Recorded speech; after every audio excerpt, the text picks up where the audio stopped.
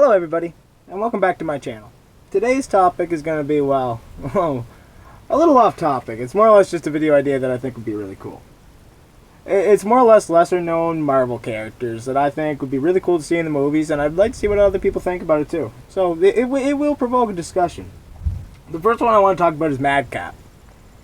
So his first appearance was in was Captain America number 307. That was released back in July 1985. He was a devoted member of the Christian Church. After an accident that crashed into like a chemical truck, it had an experimental nerve agent in it. It killed roughly 40 people that was from the church and his family. It gave him the ability to temporarily heal himself and cause insanity in other people. So, for a while, he was just part of the Mercs for money. He would go around fighting dudes for, money, doing normal Merc shit. But then he started a feud with Deadpool. That one day ended with Deadpool giving the Madcap to the Collector. Madcap went willingly. The exact words that he said was that Deadpool had damaged his own life more than Madcap could have ever done. The second one that I'd like to discuss is Thunderbird. Thunderbird's first appearance was in the giant-size X-Men back in 1975. Eager to emulate his warrior ancestors, Native American John Proudstar joined the U.S. Marines as an underage cadet and served with distinction.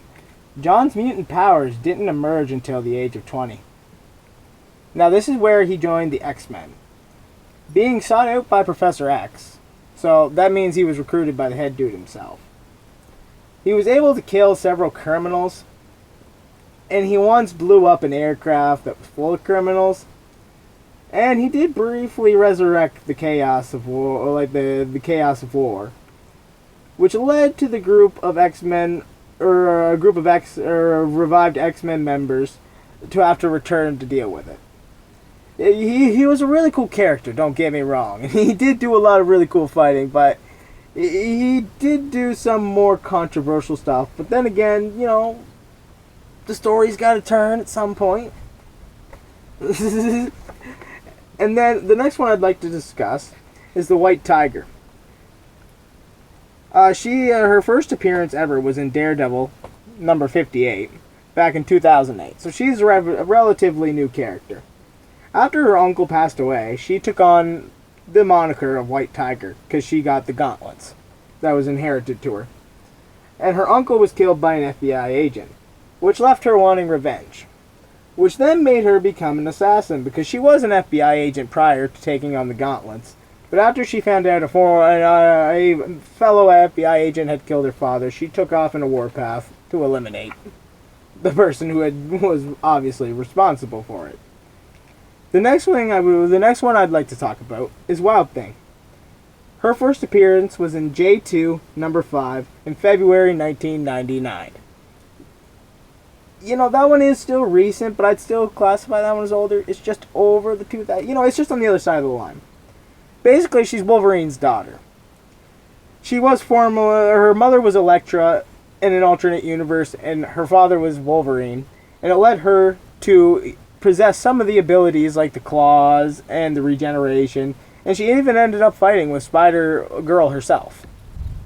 The next one I want to talk about is a really cool character. Now, his name is Bullseye, and he was an assassin. And he's got a long history of going toe-to-toe with several, not just the Daredevil, several of the Daredevils, including all the way down to Daredevil's daughter.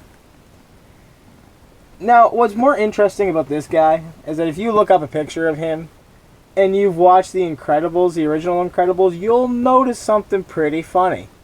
He was in The Incredibles. He was in the church during the marriage scene. See, Bullseye's origins remains completely mysterious. He's a notorious assassin, trained by the NSA. He went freelance, and clashing with the Punisher in Nicaragua. He is quite the character, if you ask me. Now, we're going to move on to the Dazzler. Now, I think this one would be really cool if Marvel would take this one and adapt this one because like I feel like this would hit better with a younger audience. So her first appearance was in X-Men February 1980. So her powers first manifested during a high school talent show, where as much as she was doing some singing, her powers manifested into like a light show. Now I'm not saying that this is exactly the character from the old X-Men TV show, but her powers pretty much work the same. She can just create orbs of light and create a distraction. It's not really that much of a superpower, but she was part of the X-Men, so... But usually if you're a mutant, you get part of the X-Men, so that's a here and there. Now this one would be a pretty cool one for like, if they wanted to do an old-fashioned Marvel movie, but also do kind of a Western-style one, because this was one of their characters that they had for comic books back in the day.